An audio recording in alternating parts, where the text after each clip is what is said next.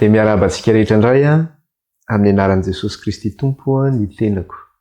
Tonga indray tsika amin'ny diany ity zany hanohy ny fianarana ny bokin'ny Apokalipsy. Tsika moa zany zao efa tafitsofoka tamin'ny tantaran'ny fiangonana ary mbola ao anatin'ny fiangonana Efesosy ihany tsika izany ka hanohy an'izay lesona izay tsika amin'ity anio ity. Alohan'ny zavatra rehetra nefa ny mahazatra ihany dia manasa antsika hiaraka hivavaka. Hivavaka ary isika. Jehovah Andriamanitra raha io, Andriamanitra Abrahama ianao, Andriamanitra Isaka, Andriamanitra Jakoba. Miantso ny anaranao izay raha io amin'ity maraina ity. Mety izy raha nivavaka ny ianao any an-danitra any. Ary raha miantso anao izay raha dia amin'ny anarana izay nanontaniany Mosesy nanao hoe raha manontany any zanak'Israely manao hoe iza ny naniraka anao, dia namaly Mosesy nanao hoe ilay Andriamanitra je suis no naniraka anao. Ilay Andriamanitra hatrizay ary ho mandrakizay. Eny ary mbola niteny ihany koa ianao hoe ianao ilay Andriamanitra Abrahama sy Isaka ary Jakoba, izany manonona izany Andriamanitra. Mety izy raha nivavaka ny ianao any an-danitra any. Mety izy raha nigilan-tsofina ny ianao any an-danitra any. Satria tsy maefa manao na inona na inona izay raha tsy amin'ny fanahinao irery ihany. Hoenao hoe ny famoakevitry ny faminaniana dia tsy efa ny olona. Fa tamin'ny fanahy no tenenan'ny olona tany aloha rehetra tany. Ko ankehitriny izay dia mbola mangataka aminao. Aoka raha io ny fanahinao masina ny. No hirotsaka aminay amin'ny fahafenona. Nanokatra ny fonay sy ny sainay matarana ny sitraponao. Ary nazaza hitondra ny teninao zareo dia mangataka aminao. Ataovy eo am-bavako raha io ny teninao ary ataovy eo an-tsaiko.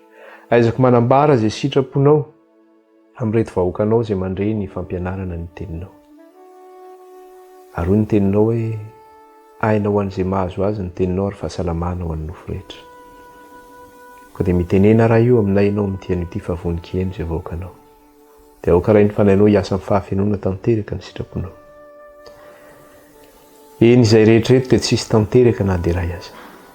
Ary tsy hainay tsy nanatitra ny fifonanay eo anatrehanao Andriamanitra ray. Ka ninona indray fahotana vitanay teo anatrehanao. Inona fahalemena mbola nahalavo anay. Dia hifonanay aminao Andriamanitra ankehitriny. Mamindrafo aminay mamelany eloka-irenao. Diovy amin'ny rahanao izay Jesosy ho afa-pahotana, sasao amin'ny rahanao izay ho afa-keloka. Amariny izay noho ny amin'ny rahanao Jesosy io, aroka noho ny amin'ny rahanao dia ho vita fihavanana amin'ny rainy izay. Ary aoka ny fanahinao Tompo, anova ny fotom-pisainanay, anova ny fiteninay, anova ny fitondran-tenanay, mba tena ho tonga amin'ny fibebana marina eo anatrehanao izahay. Dia raina mandrakizay ny anaranao raha io. Amin'ny anaran'i Jesosy na niratanay izany vavaka izany eo anatrehanao. Dia aoka ny ilerahany izany koa ny andrakotra ihany koa. Ny tokantranony tsirairay avy, andrakotra ny fahasalaman'ny tsirairay avy, andrakotra izao fitaovana ampiasainay rehetra izao mba tsy hanana sy tana fahefanana dia kely aza. Dia raina ny anaranao raha io, ny anaran'i Jesosy, aleloia. Amen. Dia isaorantsika ny Tompo lehibe, afaka indrayntsika izany niaraka nivavaka. Fa zava-dehibe loatra izany satria raha tsy mivavaka antsika tsy maefa manao na inona na inona. Irosary tsika ny amin'ny lesona, inona moa ny lesona andresahantsika izany farany. Tsika izany tonga teo amin'ny fiangonana Efesosy dia niresaka izany tsika ny amin'ilay resaka hoe fibebahana.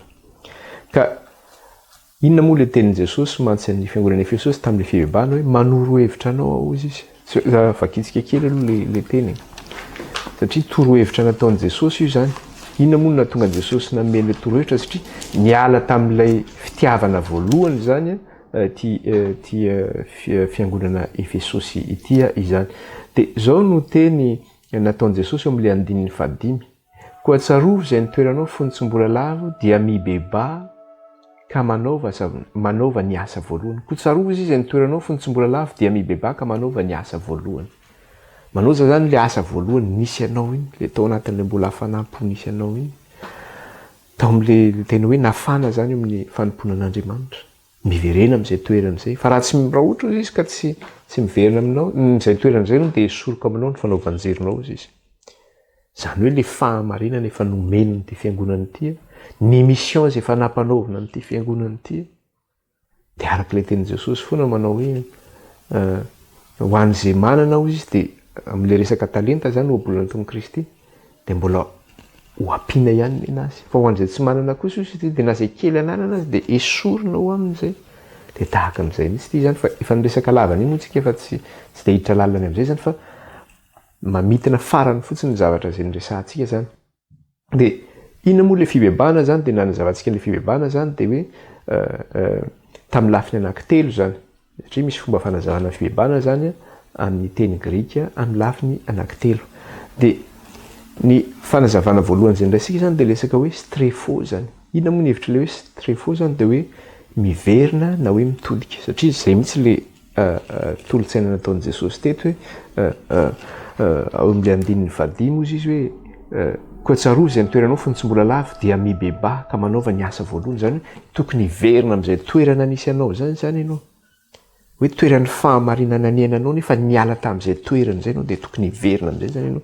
Dia izay ilay hoe stress hoe miverina zany ianao, miverina zany ianao amin'ny lalana tsara, amin'ny lalana marina, miala amin'ny zavatra mahazatra zany, amin'ny lalany rinina, miverina amin'izay natao tsatoka zany. Eo ihany koa zany dia faharoa, inona koa ny hitantsika tao anatin'izay? Ny faharoa dia hoe metanoia, fanazavana faharoa ihany koa amin'ny teny grika zany amin'ilay hoe fibebahana. Metanoia dia nalaina tamin'ilay teny anankiroa hoe meta plus noia.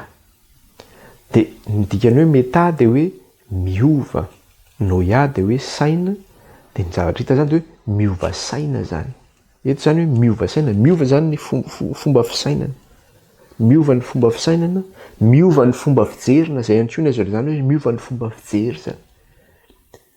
Raha ianao zany ny ohatra ny raisika tamin'izay moa zany le resaka le hoe raha ohatra hoe olona ohatra tia mandainga, ohatra tia mangalatra, dia miova zay fomba fisainana zay, lasa tsy mangalatra intsony izy, lasa tsy mpandainga intsony izy, olona kizitim-belona. Miova zany ny fomba fisainana, miova ny fomba tsy mba kizitina intsony izy, miova zany zay. Dia hoe misy fiovana. Zay zany le fibebahana zany, dia zay mihitsy le fibebahana hoe misy fiovana zany amin'ny olona anankiray amin'ilay fibebahana. Satria raha ratsiraianao lalany ririnina zany izy dia mitodika izy, miverina amin'ny zavatra tsara izy zany, na manaraka zavatra tsara. Satria moa tsy leo ny tenin'Andriamanitra hoe raha ohatra ka miala amin'ny fahotanareo nareo izy dia hamindra fo aminareo, na miodina amin'ny fahotanareo nareo dia hamindra fo. Zany hoe mila mitodika zany, miala amin'ny toerana iny zany, mandeha amin'ny lalana tsara anankiray zany. Dia zay zany ilay izy hoe ny olona tonga amin'ny fibebahana zany miala amin'izay toerana izay izy, mandeha amin'ny lalana anankiray zay tsara zany. Dia iny zany ny zavatra anankiray hoe miova saina, miova fomba fijery zany, tsy mitovy intsony ny fomba fijeriny zany.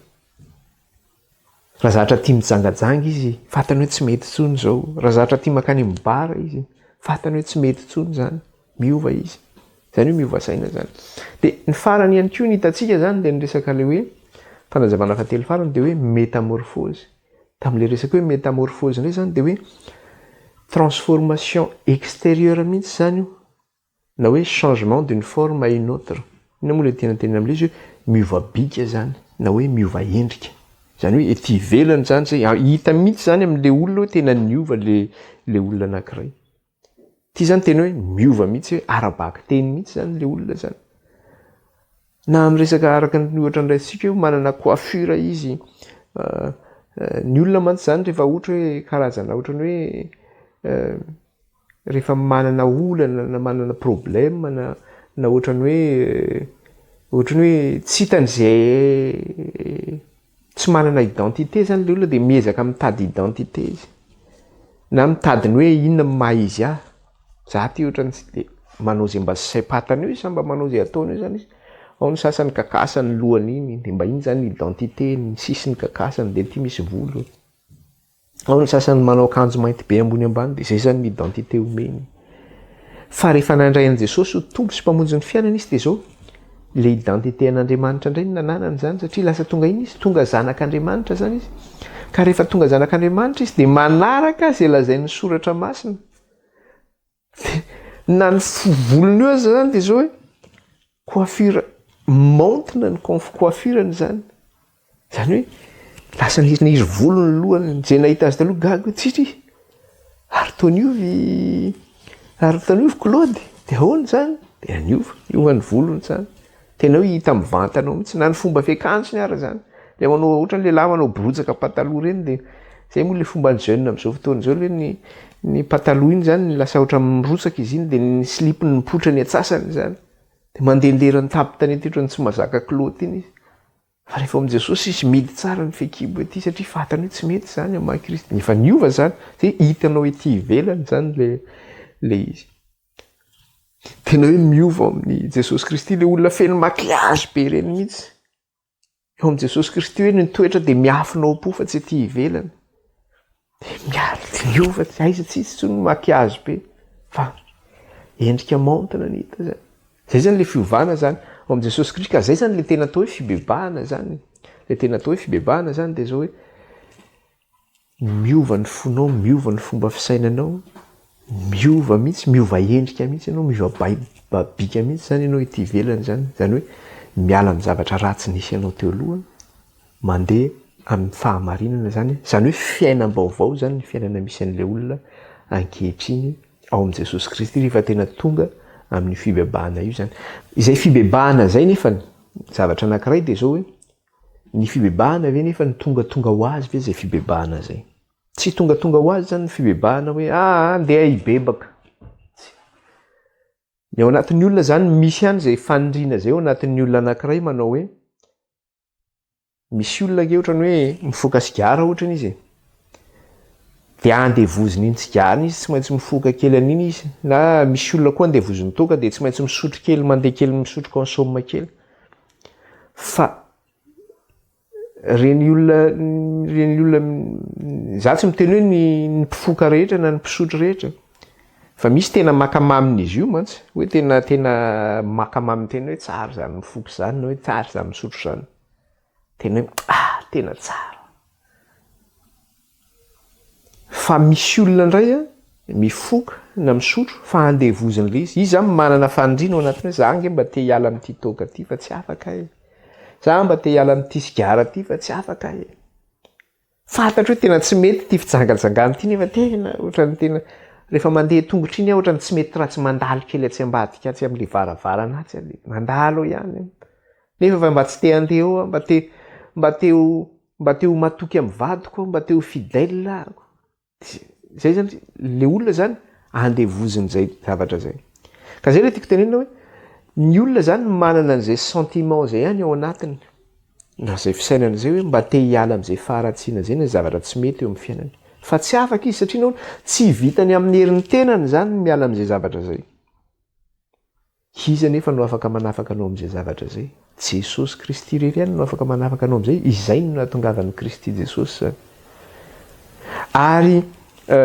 mba hazonana io fibebahana io zany de arak'le tenenina teo hoe io tsy havitanao amin'ny herin'ny tenanao zany hoe andeha anao za te hibebaka androany de tianao de andeha hibebaka de afaka rehefa hibebaka ça marche pas comme ça tsy ohatr' zany ny fandehan'io zavatra io fa ny fibebahana zany de fanomezana ny fibebahana de fanomezana avy amin'Andriamanitra ny fibebahana io le antony mahatonga an'Andriamanitra mahatonga an'io amin'ny Jaona miteny hoe fa toy izao no nitiavan'Andriamanitra n'izao tontolo izao nomeny ny zanany lahy tokana mba tsy ho very zay rehetra mino azy fanana amin'ny fiainana mandrakizay zany hoe Jesosy no nomena zany no mba azahoantsika fibebahana de zay mihitsy ny tenen'ny soratra masina hoe Jesosy nomena azahoantsika fibebahana jereo tao amin'ny asan'ny apôstôly 5 izy no miteny an'izay zavatra zay zany raisika kely asan'ny apôstôly 5 de ny andininy 720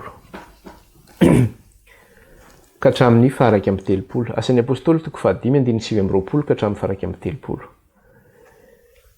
de vakitsika amin'ny anaran'i Jesosy fa Petera sy ny apôstôly namaly ka nanao hoe Andriamanitra no tokony ho henoina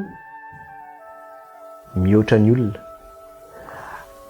Andriamanitra ny razantsika efa nanangana an'i Jesosy izay vonoiny tananareo na antanareo teo amin'ny hazo ny zavatra nisy zany teto de zao hoe ny fanoheran'ireo jiosy ireo zany an'ny apôstôly ny amin'ny Jesosy Kristy de zay no natonga ny ny apôstôly ny teny zany satria notsarain'izy ireo zany ny apôstôly.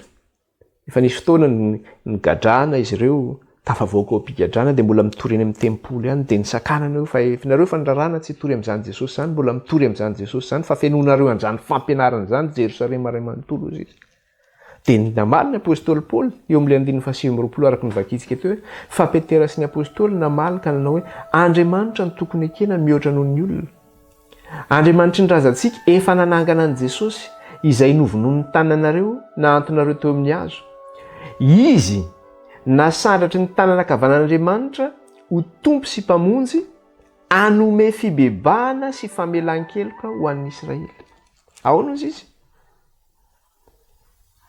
Andriamanitry ny razantsika efa nanangana an' Jesosy izay novonoa ny tananareo na antonareo tamin'ny hazo. Izy nasandratry ny tanana kavanan'Andriamanitra ho tompo sy mpamonjy hanome fibebahana sy famelan-keloka an'ny Israely. Zany hoe nasandratr'Andriamanitra zany Kristy ho tompo sy mpamonjy aninona? Hanome fibebahana sy famelan-keloka ho an'ny Israely.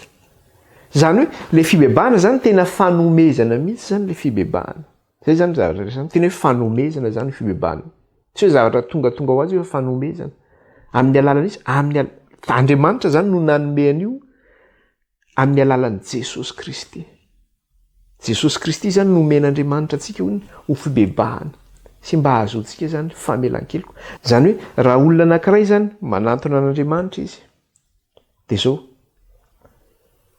le ao anatintsika araka le tenenina foana le hoe fanoloran-tena zany anatona an'Andriamanitra hiala amin'ny farantsika sy ny tsy famendrentsika rehetra.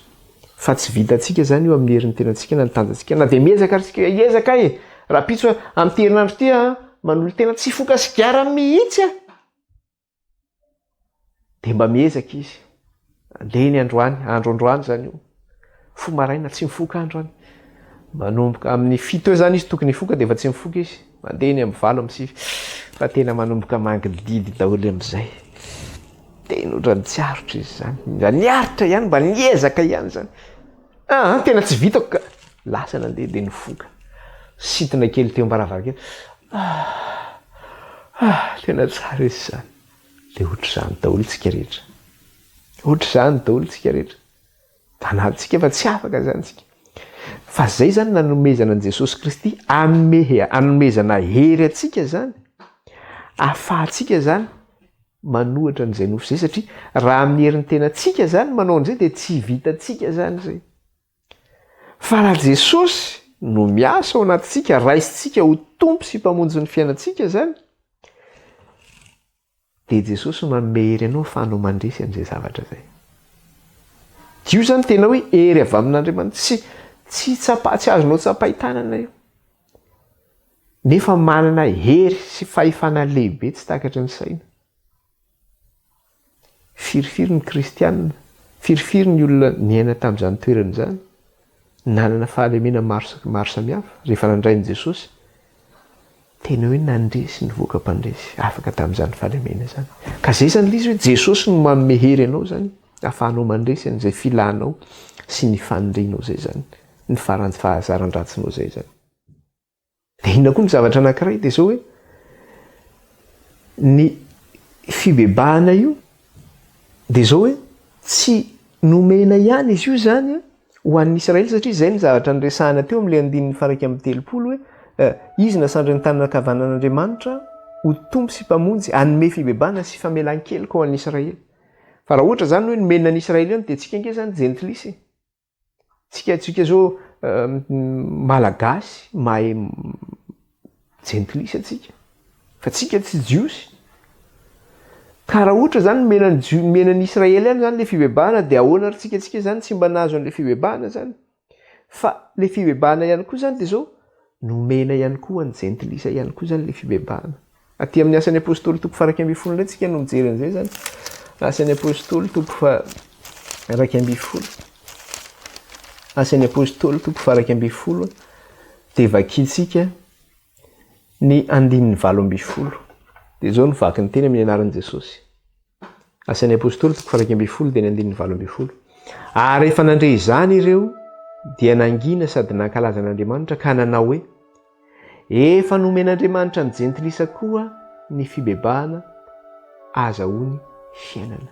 Inona moa ny zavatra tantara nisy teto? Ny tantara nisy teto dia zao hoe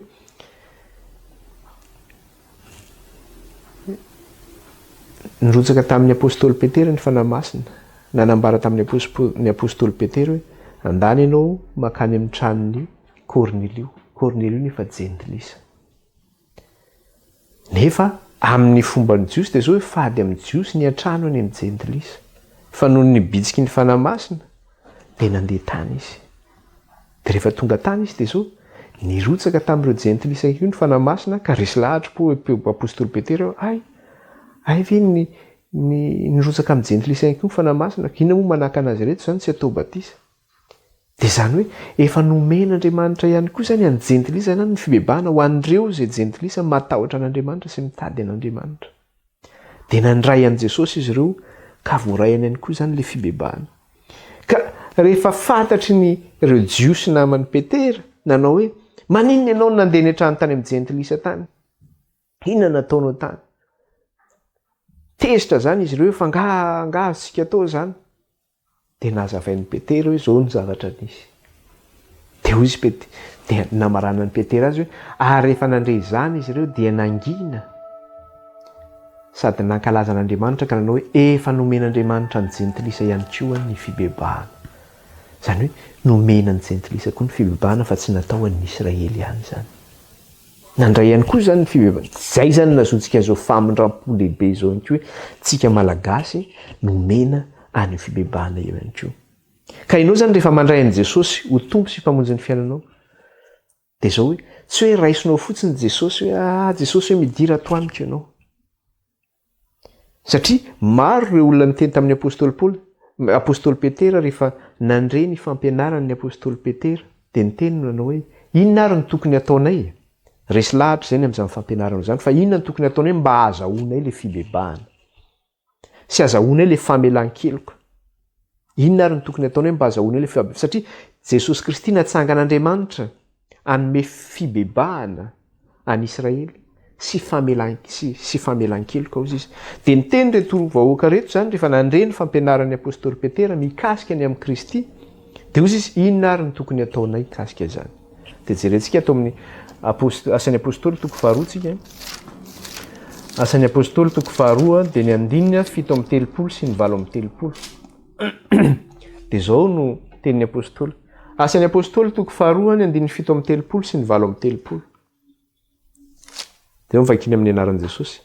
Ary nanendre zany ny olona dia voatsindrona tampony ka nanao tamin'ny Petera sy ny apôstôly namany hoe ry rahalahy inona no ataonay? Inona ary no ataonay?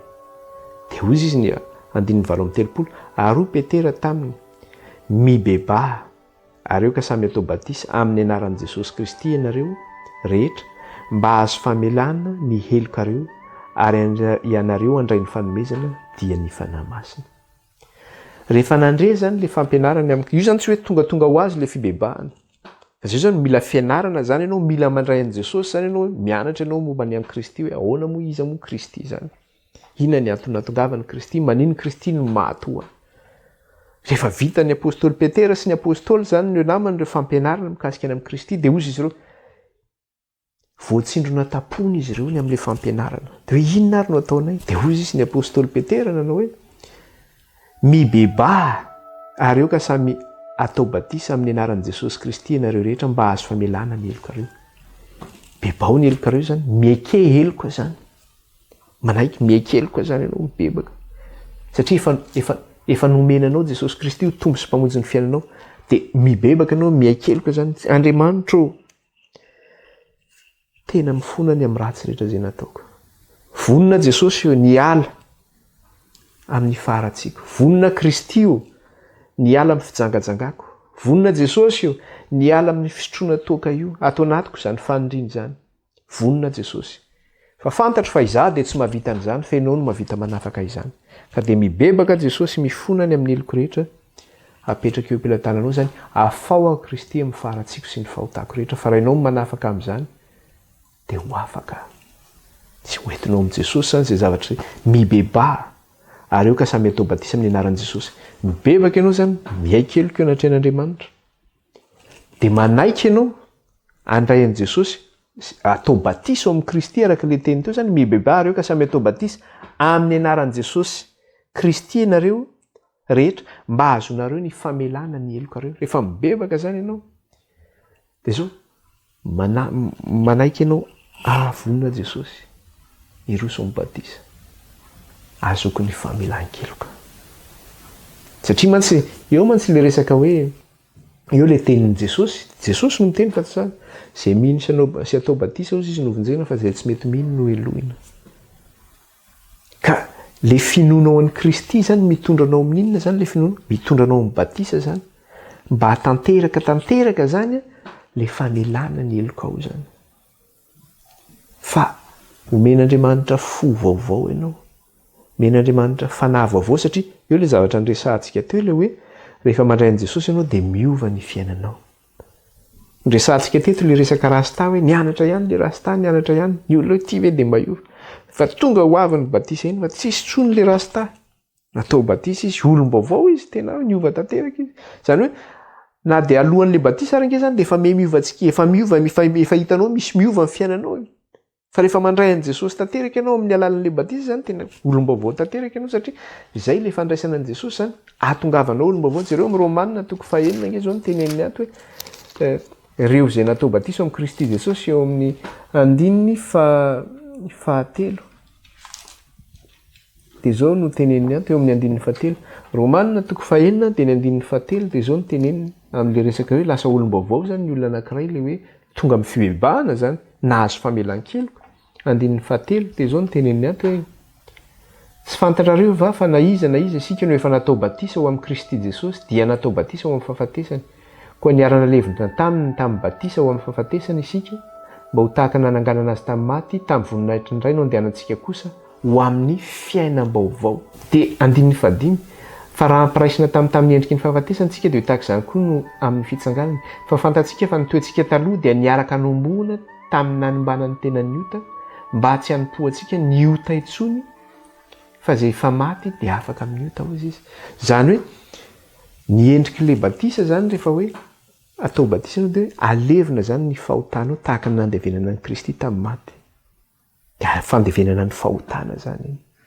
Rehefa mitsangana zany Kristy nitsangana tamin'ny maty ho amin'ny voninahitra indray dia ianao koa mitsangana zany avy eo amin'ny avy natao batisa iny zany dia mitsangana ozy izy amin'ny fiainam-baovao ianao. Mitsangana amin'ny fiainam zany hoe olona vaovao zany ianao mitsangana eo zany.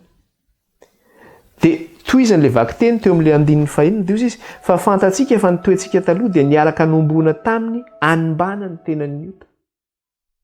Niaraka nombona taminy Kristy maty teo amin'ny hazo fijaliana zany dia mitondra ny fahotantsika nombona teo amin'ny Kristy ny fahotantsika rehetra. Satria fantatsika fa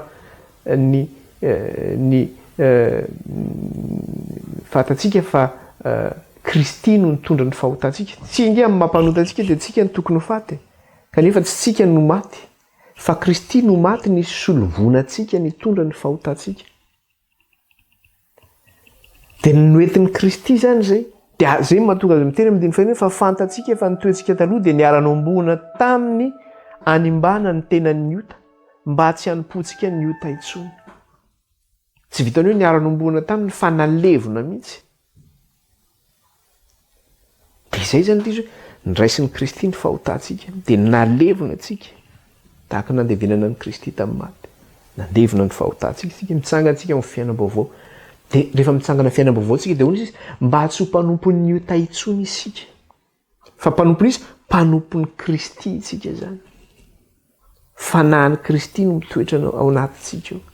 Arak'ilay teneny teo hoe mba handraisanareo ny fanahy masina hozy izy. Satria fanahin'ny Kristy no mitoetra ao anatintsika.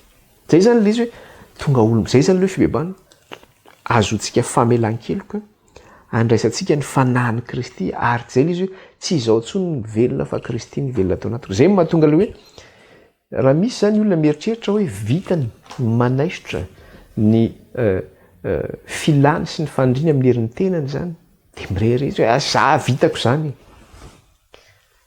Tsy vitanao zany. Misy ny miezaka manao, misy mavita ihany. Fa mety zavatra raingy ny vitany. fangaha ny fahotana anankiray nga ny fahotana ny filanofo nga anankiray misy olona tena mirehare mihitsy za tena navita mihitsy tena za rehefa tsy mifoka sigara dia tsy vitako tsony tsy mifoka sigara vitanao zany zay anankiray izy fa nga ny ambo ny vitanao manala an'izay tsisy olona mafy be zany ary na vitanao ary zay mety vitanao zao hoe ray volana roa volana telo volana fa mety afaka herintaona ianao miverina indray ianao sendrasendra ny problema iny tena za fa tsy nisotro toka mihitsy fa rehefa tsendra trapahoriana tapika indray dia namely indray ianao zay satria ianao tsy nanana an' Jesosy resy ianao zay ngely izy tsy vitanao zany tsy zay hoe manetreteny aza mieritreritra hoe mafy be za mafy be fa manetreteny Jesosy Kristy nomena azahoana fibebahana sy famelan-keloka manetreteny eo anatrehan'Andriamanitra zany dia farany ihany koa tao anatin'izay dia zao hoe ny olona tonga amin'ny fibebahana satria eo moa ny zavatra nyresantsika hoe ny olona tonga amin'ny fibebahana zany tena hoe niaiky ny zavatra ratsy rehetra nataony ary maninona ihany koa ohatrany hoe eo zany le hoe manenina amin'ny zavatra nataony ary manonitra ny zavatra nalainy angamba raha zay no tsy haiko raha zay no azo ilazana anazy zany hoe mamerina zany mamerina ny zavatra nalainy ohatra hoe nangalatra olona izy ohatrany dia fatany hoe ratsy ny nataony dia naverina tsy mety ty zavatra nataoko ty dia naverina ny zavatra nalainy zany io zay zany le hoe olona tonga amin'ny fibebahana zay ohatra misy atao anaty soratra masina izy sika eo amin'ny Luka 7:20 Luka 7:20 no resantsika zany dia zao no resahany ato kasika ny tantaran'ny Zakaiosy zany izy ity vakitsika kely inona moa ny tantaran'ity Zakaiosy ity rehefa nandray an'i Jesosy izy zany ka hoe tonga amin'ny fibebahana dia zao zany ny karakteran'olona anankiray rehefa tonga amin'ny fibebahana ny olona manomboka amin'ny 1 zany ka hatramin'ny 10 no vakitsika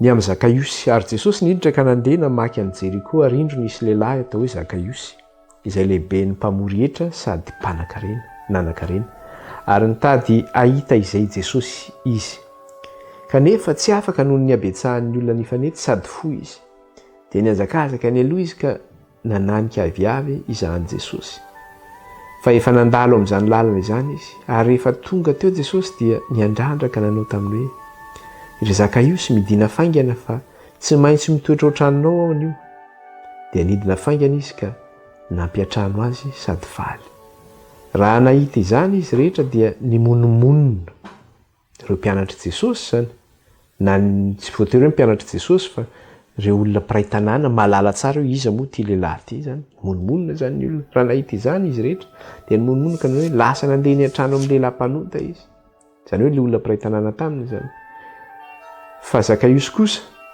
nitsangana ka nanao tamin'ny tompo hoe indro tompoko ny atsasaky ny fananako omeko amin'ny malahelo ary raha misy zavatr'olona nalaiko tamin'ny fanambakana dia onerako avy efatra eny izany ary hoy Jesosy taminy anio no tonga eto amin'ity trano ity ny famonjena fa izy dia zanaky Abrahama koa fa efa tonga zanak'olona nitady sy hamonjy tonga ny zanak'olona hamonjy sy tady ny very inona ny zavatra nisy teto kasika amin'ity tantaran'ny Zakaiosy ity tantara teto zany dia nisy mpamory-hevitra anankiray sady nanan-karena atao hoe Zakaiosy zany mpamory-hevitra zany zavatra olona tsy tian'ny Israely zany satria ny mpamory-hevitra dia miasa ho an'inona miasa ho an'ny Romanina zany maka ny volan'ny vahoaka zany tsy tian'ny olona zany zero fotsiny mpiasan'ny impôt ve dia tian'ny olona zany tsy tian'ny olona zany mpiasan'ny impôt zany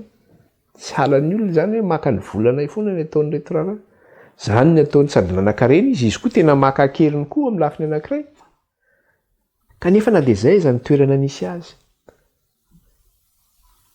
izy ity zany nanana fanindriana tao anatiny tao hoe mba te ahita an'izany Jesosy zany mba te hahenony toritenin'izany Jesosy zany ary rehefa voahenony hoe nandalo teo amin'ny tanàna nisy azy Jesosy niazakazaka izy ny olona nahita azy inona koa ny ataony teto fa izy nga ny raha izay fijerin'ny olona any mba niezaka izy nijery niaraka tamin'ny olona teo izy moa fo kely iny zany mety hoe nay zany le Zakaiosy dia mba niezaka nisaoty any izy tsy nahita teo mivahoaka tsy nahita ahoana teo fantany hoe tsy maintsy andalo amin'ry lalany ry Jesosy dia lasa izy nianika teo amin'le hazo misy lalovan'i Jesosy lasa izy nianika teo jery ny andro teo dia iny nandalo Jesosy. Voa nandalo Jesosy tonga dia nijery azy. Zakaiosy, midina teo ianao, fiatranao tranonao anio. Na Zakaiosy ary gaga. Ary toa fantatry Jesosy ny anarako. Ny olona koa gaga hoe inona ny tenenin' Jesosy. Fa eo ilay zavatra anankiray hoe Andriamanitra mahalala ny fon'ny olona tsirairay avy. Fatany. Andriamanitra zany dia mahalala ny ao am-pontsika eo, tsisy miafina amin'Andriamanitra ny ao am-pontsika eo. Ary fantan'Andriamanitra io etaetantsika io rehefa mitady azy tsika. Dia izy no mandondona ao amintsika eo. Raha tsy fantatry Jesosy hoe Zakaiosy dia Jesosy dia teny hoe midina teo ianao. Dia izy ve teny amin'ny olona izay hitany rehetrarehetra eny an-dalana io hiatranao. Fa fantatr'Andriamanitra ny fon'ny Zakaiosy izy mitady azy. Midina teo ianao izy fa hiatranao anio. Fa ray masivalo ny fitenenana ny dinan'ny Zakaiosy teo. Ohatrany tsy teo. Lasa izy tanahitrany nanomana karakara teo andray an' Jesosy. Na ino an'izay koa mpiray tanàna dia hoe hiatrano any mpanota izy. Tezitra ny olona, fantatry ny olona izy. Ny olona zany izay foana fijery ny olona ivelany ihany koa mijery manao hoe ty an'ity mpanota zao ny fiainan'ity. Fa ny olona manana fahalemena reny angery reto hoe marary nge izy eo anatiny eo. Mba manana fandrinana izy mba tsy hanao an'ity intsony. Firifiry ny olona fantatro misotro toaka ohatrany. Dia misy anankiray nefa ny anankiray zareo rehefa misotro zany dia milaza izy zany manao hoe zay rehefa misotro dia mba misotro kely fotsiny. Zay tsy mba mamilava, zay tsy mba zao. Fa rehefa mahita le mamilava izy. Le olona mamilava iny ary manana fanindrina lavitra noho izy te hiala amin'io zavatra io fa tsy afaka. Satria tsy fanany, satria lasa andevo le olona. Dia le olona reto le aty amin'ny sisiny reto mitsara zany manao hoe jerenge ety izy.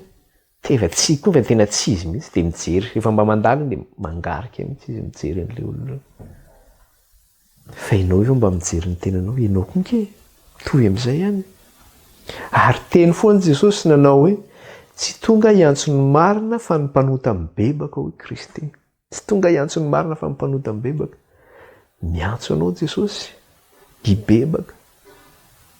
Tsy ny marary izy, tsy ny salama ny mila mpanao fanafody fa ny marary. Fantany Jesosy hoe marary nge ty Zakaiosy ty, tena mila fanafody, mila sitranina ty. Fa rehefa nitrano tao aminy Jesosy, nitondra fahasoavana tao aminy, nitondra ny famonjena tao aminy, nitondra ny fanambarana Kristy tao aminy, fanambaran'Andriamanitra tao aminy. Kinona ny zavatra nataony Zakaiosy? Rehefa nandray ny famonjena izy, dia zao ny teny andin'ny 9. Fa Zakaiosy kosa nitsangana ka nanao tamin'ny tompo hoe indro tompoko ny atsasaky ny fananako, omeko ny malahelo. Ary raha misy zavatra olona nalaiko tamin'ny fanambakana dia onerako avy efa hatreny. Zany ny toetrany olona zany rehefa tena mandray an' Jesosy izy. Rehefa tonga amin'ny fibebahana ny olona zany. Indro tompoko ny atsasaky ny fananako, omeko ny malahelo. Ary raha misy zavatra olona nalaiko tamin'ny fanambakana dia onerako avy efa hatreny zany. Mbola tsy tonga tamin'ny fibebahana ianao zany, mbola tsy tonga tamin'izany toerana zany. Raha te hanandrana izany fibebahana ianao, raisy Jesosy tompo sy mpamonjy ny fiainanao. Raisy Jesosy tompo sy mpamonjy ny fiainanao. Ampidiry Jesosy eo am-ponao, efa nataontsika teto zany. Raha manaiky an' Jesosy tompo amin'ny vavanao ianao, ka mino amin'ny fonao manontolo fa Andriamanitra efa nanangana azy tamin'ny maty, dia mahazo famonjena ianao izy. Raiso, mila tononona mivavana zao. Za manaiky an' Jesosy amin'ny vavako. Mila tononona zay. Apiditra an' Jesosy anaty. Za manaiky an' Jesosy amin'ny vavako. Ary mino fa Andriamanitra efa nanangana azy tamin'ny maty. Avereno ange zay. Za manaiky an' Jesosy amin'ny vavako. Ary mino aho fa Andriamanitra efa nanangana azy tamin'ny maty. Manao an'izay ianao, mila tononona zay. Mapiditra an' Jesosy ianao. Dia mivavaka ianao rehefa avy eo dia Jesosy io efa nandray anao tompo sy mpamonjy fa eo am-pelantananao no metrahako ny fanovana, satria tsy vitako zany. Dia angatahanao amin'i Kristy, afao amin'ny fahalemeko, afao amin'ny tsy faharatsiko, afao amin'izao Jesosy. Mehoery. Afahan'i Jesosy ianao, afaka ianao. manana finoana afaka ianao. Mila fanolora-tena zay zavatra zay zany. Avy amintsika, mila fanolora-tena avy amintsika zany zay zavatra zay. Dia zay le zavatra nyteneniny teo hoe tompoko ny atsasaky ny fananako meko ny malahelo ary raha misy zavatra olona nalaiko tamin'ny fanambakana dia onerako avy ifatreny izany. 5 ary hoy Jesosy taminy, anio no tonga amin'ity trano ity ny famonjena fa izy dia zanaky Abrahama koa. Dia toy izany Jesosy fa efa tonga ny zanak'olona hitady sy hamonjy ny very. Zay no nahatongavan'i Kristy. Efa tonga ny zanak'olona hitady sy hamonjy ny very. Fa anio Jesosy dia zao tonga amin'ity trano ity koa ny famonjena fa izy koa dia zanaky Abrahama hoy izy. Efa tonga amin'ny fibebahana zany ianao dia tonga aminao ny famonjena. Fa izaho izy Jesosy tonga hitady sy hamonjy ny very. Zay no nahatongavan'i Kristy. Dia izaho sy ianao nge zany. Very tsika. Amin'ny fahadalàna sy ny faharatsiana rehetra. Very amin'ny fahakiviana amin'ny fiainana dia mamoy fo. Very amin'ny fahakiviana amin'ny hoe ny sarabady. Very amin'ny resaka hoe very asa. Very amin'ny resaka hoe maty zanaka, maty ray aman-dreny. Mamoy fo zany. Fa tonga Jesosy hamonjy anao amin'izay toerana misy anao zao. Tahaka ny Zakaiosy. Dia rehefa tonga aminao famonjena io dia zao fiainam-baovao no men'ny Kristy ianao amin'izay. Raisy Jesosy tompo tsy mamonjy ny fiainanao. Toizantsika ny lesona ary. Inona indray ny toy an'ny lesonao ary? Inona indray ny toy an'ny lesontsika ary? Zao indray zany ny toy an'ny lesontsika. Amin'ny Apokalipsy 2:9 tsika, inona ny zavatra resahany io? Eo ihany tsika izany. 2:9 dia zao koa ny zavatra nytenenina eo zany. Zay zany mikasika ny fibebahana iny fa hotoizantsika leo amin'ny fiangonana Efesosy zany. 2:9 dia zao ny zavatra teneniny ato. Manao hoe kanefa izao no toetranao izy, halanao ny asan'ny Nikolaita izay halako koa. Zany hoe ty fiangonana Efesosy ty ihany koa zany dia zao hoe mankahala ihany koa izany hoe asan'ny Nikolaita zany. Averiko tsara le teny hoe kanefa izao no toetranao izy, halanao ny asan'ny Nikolaita izay halako koa izy. Inona indray ary ty hoe asan'ny Nikolaita izay halan'ity fiangonana ity. Zany hoe rehefa nomeny Jesosy le fankasitrahana zany izy dia hoe fantatro izay niaretanao izy, fantatro izay tsy fahazakanao izay milaza ny teninao apôstôly kanjo sy izo izy. Nakasitrahan'i Jesosy teo amin'ny asany dia eto ihany koa mbola miteny zany izy eto amin'ity 9 ty kanefa izao no toetranao, halanao izy ny asan'ny Nikolaita izay halako koa izy. Ka inona ary ty asan'ny Nikolaita ty? Inona ty asan'ny Nikolaita ty? Ity Nikolaita ty zany aloha voalohany indrindra dia zao hoe tsy hoe Nikolaita fa le Nikolaita zany avy amin'le hoe Nicolas. Iza moa le Nicolas zany? Le Nicolas zany dia proselita d'Antioche zany izy io. Zany hoe zay zany ny andraikitra nisy azy zany avy any Antiokia zany nisy anazy. Dia proselita zany no avy any Antioche zany izy io. Inona moa ny atao hoe proselita zany? Ny atao hoe proselita zany io le avy amin'ny teny antsointsika hoe proselitisme. Dia le proselita zany hoe avy any Antiokia zany hoe hafa firenena zany izy fa tsy jiosy zany izy. Fa tonga proselita zany izy. Tonga proselita zany hoe lasa nanaraka ny fivavahana jiosy zany. Nandray le fivavahana jiosy zany. Dia proselita avy any Antiokia izy ity. Ka rehefa proselita avy any Antiokia izy ity dia zao hoe resy lahatra zany izy ny amin'ny fampianaran'ny apôstôly. Dia anisan'ny mpianatry ny apôstôly izy ity. Ary nahazo andraikitra izy ity zany teo amin'ny fiangonana. Tamin'ny fiangonana voalohany zany nomena andraikitra ty Nicolas ty. Ary inona ny andraikitra izay nomena anazy? Dia zao ny andraikitra nomena anazy aty amin'ny asan'ny apôstôly 9 no ahitantsika anazy zany. Asan'ny apôstôly 9. Asan'ny apôstôly 9.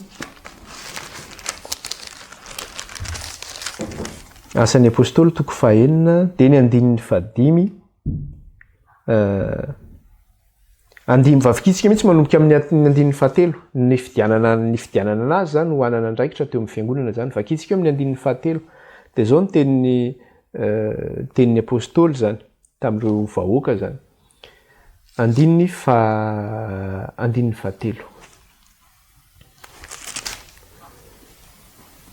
koa amin'izany ry rahalahy, mizaha fitolahy eo aminareo izay tsara laza sady feno ny fanahy sy fahendrena mba ho tendrenay hitandrina izany raharaha izany. Izany hoe hitandrina izany raharaha izany hoe andraikitra eo amin'ny fiangonana zany ny amin'ny hoe fifampizarana ny sakafo ho an'ny mino zany, satria be dia be ireo mino voaresy lahatra zany, ary ny fiangonana tamin'izany fotoana izany tsy na le hoe niara-nipetraka tamin'ny camp anankiray zany ny fiangonana tamin'izay vanim-potoana izay.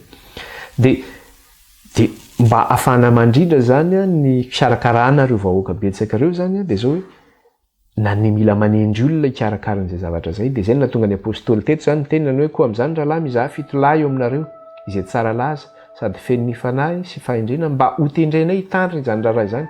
Fa izahay kosa aharitra amin'ny fivavahana sy ny fampianarana dia sitraky ny olona rehetra ny teniny ka nifidy any Stefanina izy lehilahy feno finoana sy ny fanahy masina, ary Filipo sy Prokora sy Nikanora sy Timona sy Parmena ary Nikoleo prozelita avany Antiokia. Zany hoe anisan'le voafidy tao ihany koa zany Nikoleo izy amin'ny teny gasy Nikoleo, fa amin'ny teny frantsay hoe Nicolas zany no etsona anazy. Dia anisan'ny voafidy manana izay andraikitra teo amin'ny fiangonana izay ihany koa zany Nikoleo na hoe Nicolas zany voafidy tao anatin'ny zavatra zay. Zavatra nify anefa zany tateoriana dia zao hoe nanana mpianatra ihany koa zany ty Nicolas ty rehefa tateoriana, lasa nisy mouvement zany, lasa nisy olona nanaraka zany ty Nicolas ity. Dia ireo mpanaradian'ny Nicolas zany natsoina hoe Nicolaïta zany, hoe mpianatry Nicolas zany na hoe disciple de Nicolas, dia hoe Nicolaïta no ny antsoina azy ireo.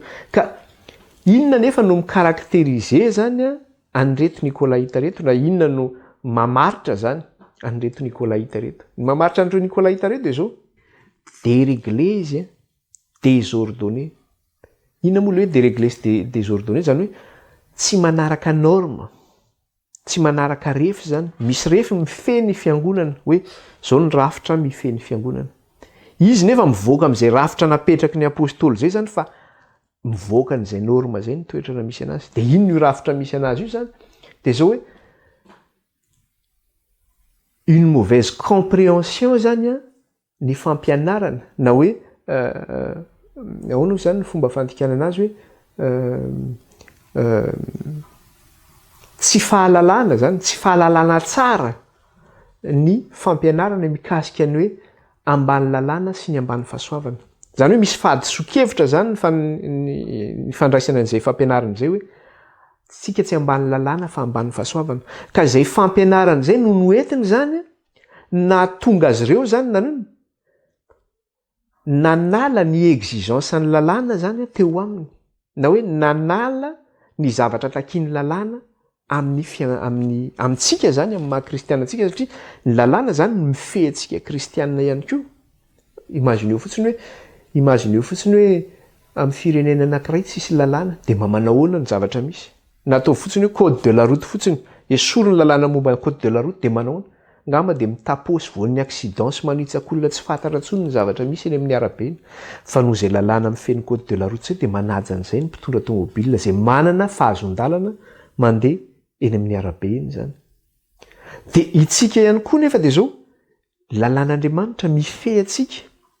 Na dia eo aza zany misy an'izay teny zay natao soratra masy hoe tsika tsy ambany lalàna fa ambany fahasoavana. Le hoe ambany lalàna sy ambany fahasoavana ange tsy midika manao hoe satria za tsy ambany lalàna fa ambany fahasoavana dia zao hoe tsy mitandrina ny lalàna intsony na mandaka ny lalàna hoe ariko any ambaravarakely zany na tsipoko any tokotany zany tsy mila an'izany intsony. Tsy izay mihitsy ny tian'izay tenenina. Fa ny kristianina dia zao manao mitandrina ny lalàna ange ny kristianina, fa tsy mitandrina ny lalàna. Mijangajanga ve ianao? Mangalatra ve ianao? Mamono olona ve ianao? Mitandrina ny lalàna zany ianao ny dikan'izay zavatra zay. Fa raha zany dia mpijangajanga daholo zany ny kristianina rehetrarehetra, mpamono olona daholo zany, vetaveta daholo zany. Fa raha miteny ianao hoe marina ange zany ozy ianao, mety hiteny ianao manao hoe tsika tsy ambany lalàna fa ambany fahasoavana. Hain'ny olona mantsy izay zavatra ary be dia be ny kristianina miteny ny zavatra izay ihany koa.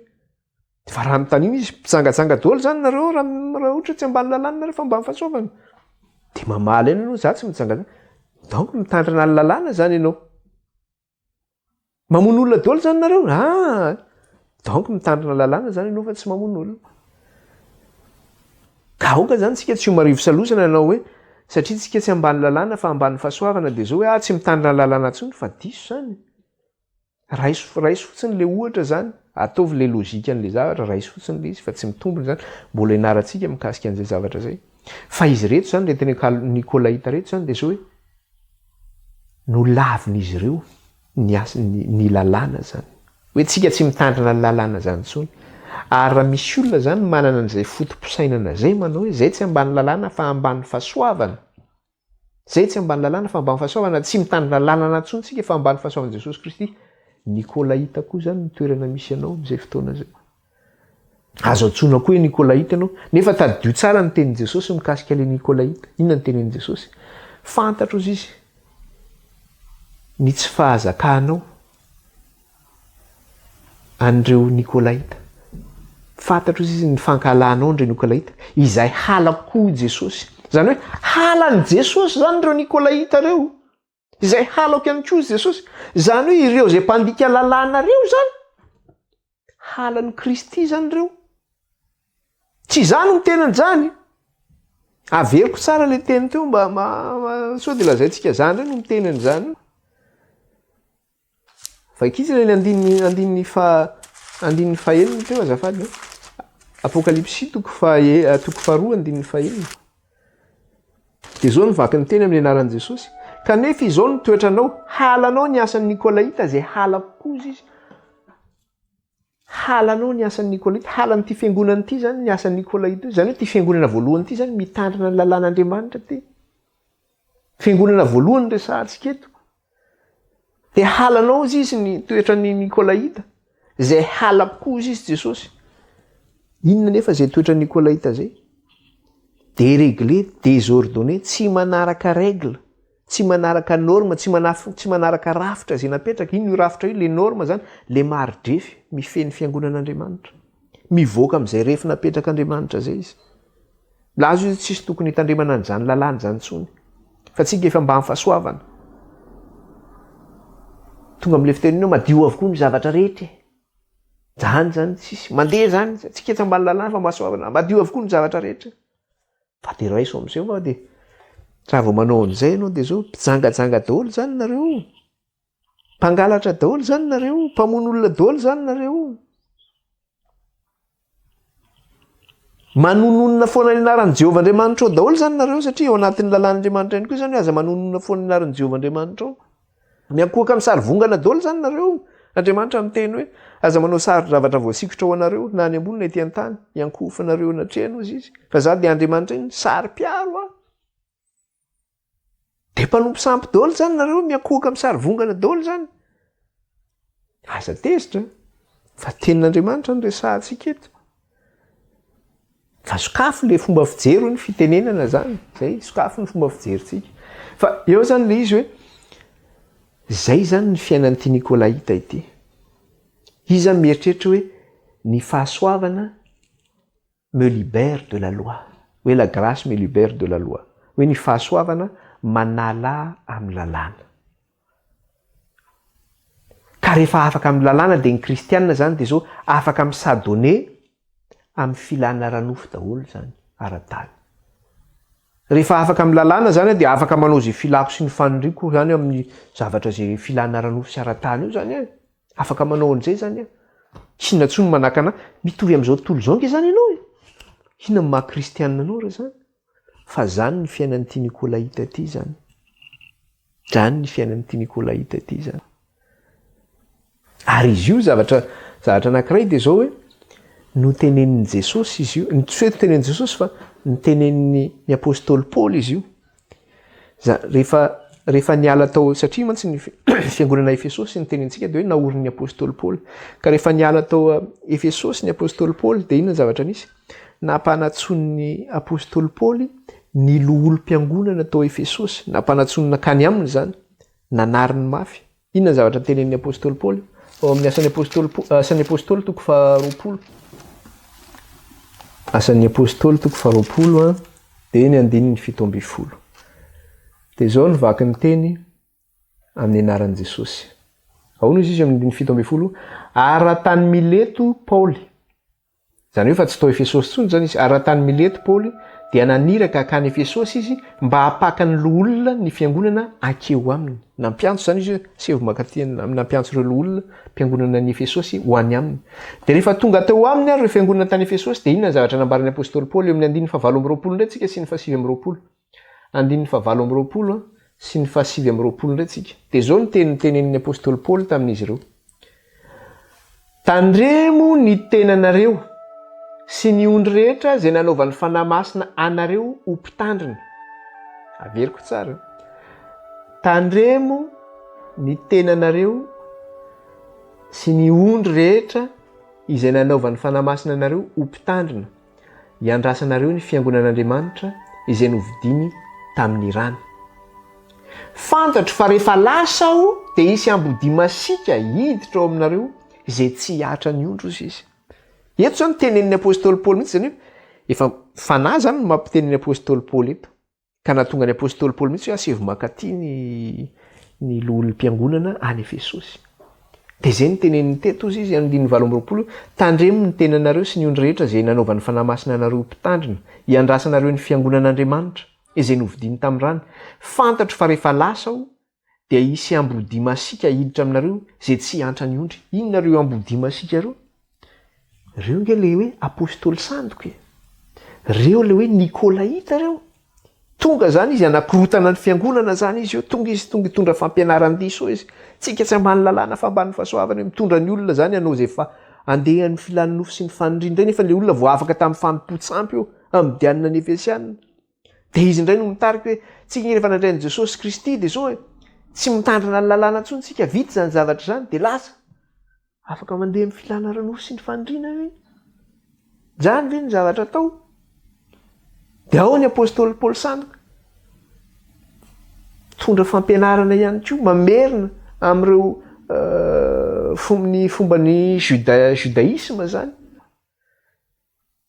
Fa eto ny apôstôly dia niteny mihitsy izy tandremo ny tenanareo sy ny ondry rehetra izay nanaovan'ny fanahy masina anareo mpitandrina, hiandrasanareo ny fiangonan'Andriamanitra izay novidiny tamin'ny rano. Fantatro fa rehefa lasa ao dia hisy ambody masika hiditra eo aminareo izay tsy hiantra ny ondro izy. Tandremo izy. Zany ny aretan'ity fiangonana ity zany. Niady tamin'ireo mpanompo sampy teo Efesosy izy. Niady tamin'ireo apôstôly sandoka milaza ny tenen'izay apôstôly sandoka izy ka tsy izy. Riza moa ireo apôstôly sandoka reo zany, reo nikolaita zany reo anatin'io daholo zany.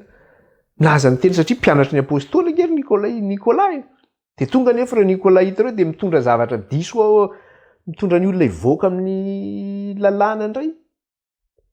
Fa hoe afaka mandeha amintsika afaka tamin'ny efa ambany fahasoavana tsika efa tsy ambany lalàna, ka ny exigence ny lalàna izay zavatra takiany lalàna amintsika tsy ataontsika tsony zany amin'izao fotoana izao, fa afaka manao izay tsy tsika ataontsika. Dia lasa mandeha amin'ny filan'ny nofo sy ny fandriana, zany hoe lasa déréglé tanteraka. Raha vao iny déréglé zany ianao tsisy norme mifehinao tsony zany, tsisy mari-drefy tsony zany. Misy refy ange ny zavatra rehetra, io ohatra ny code de la route araka ny resahana teo hoe misy refy zany hoe zao ny lalàna mifehy.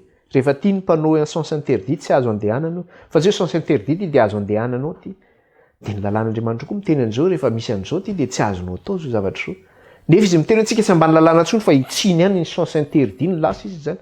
Zany ve dia mba zany hoe ny kristianina. Zany ny fiainan'ireto zany.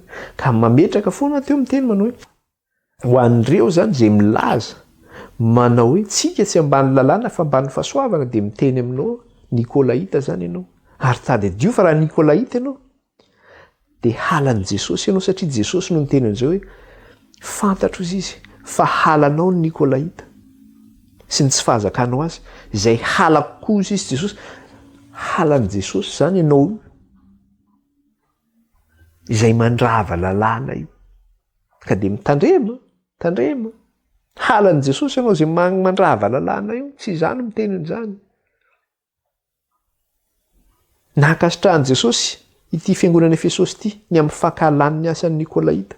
Nitoeriny zany fampianaran'ny nikolaita io tao am-piangonana Efesosy tao. Izay halako koa izy Jesosy sa ny fampianaran'ny nikolaita zany, ka dia mitandrema antsika zany. Fa eo ny amarana antsika ny lesona amin'ity an'io ity. Dia tohizantsika indray amin'ny hariva indray tsika zany manohy an'izay fampianarana izay zany. ivavaka ary tsika isotra ny tompo e, ivavaka tsika. Jehova Andriamanitra raha io, mankalaza anao izay mideranao ary manome voninahitra anao. Misaotra raha io ny amin'ny fampianarana izay nomenao anay tamin'ity ianao ity. Manamasina anay rainy amin'ny teninao ny fahamarinana. Dia raina ny anaranao raha io, ankalazaina ny anaranao anay. Dia apetraka feno am-pelantananao ihany koa raha izay rehetra mbola ho ataonay amin'ity ianao ity. Arovy izay mifankampanara io amin'ny filan'ny nofo sy ny faniriana. Tantany sy vimbiny izay mba hanao izay marina sy anaovanay izay marina sy mahitsy eo anatrehanao. Andehananay mifatahorana fiainanao raha io amin'ny tahotra sy ny hofitra. Dia raina mandrakizay ny anaranao raha io. Misaotra raha io ny anaran'i Jesosy. Alleluia. Amen. Izay indray fampianarantsika ry. Dia manao fotoanantsika indray a. Hariva indray tsika manohy izay fampianaran'izay. Baibai daholo indray ry aloha.